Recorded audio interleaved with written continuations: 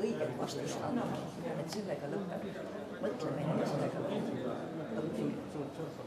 No teie kohta on öeldud, et te olete Eestisse selle asja nii-öelda maale toonud ja kuidas teile tundub, kuidas Eestisse vastu võeti?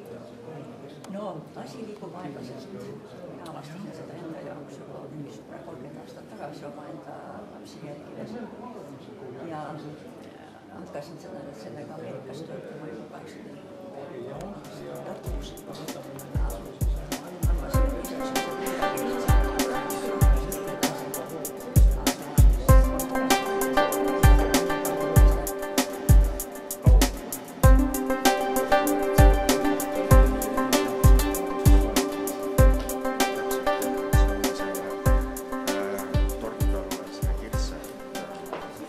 Kui nad on selle protsessi sees, ega nad siis ei pane tähele seda, kui suur see maht tegelikult on.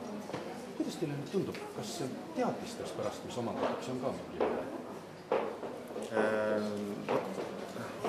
Üks asi, uurimusliku õppe annab sellise nagu probleemi lähenemise, et sul juba algselt, kui sa hakkad probleemi ka lahendama, siis sul juba hakkavad ka lahendused jooksma, et milliseid lahendusvõtteid rakendada. Kui on aga traditsioonilise poole pealt, siis hakatakse pigem mõtlema mõistete peale.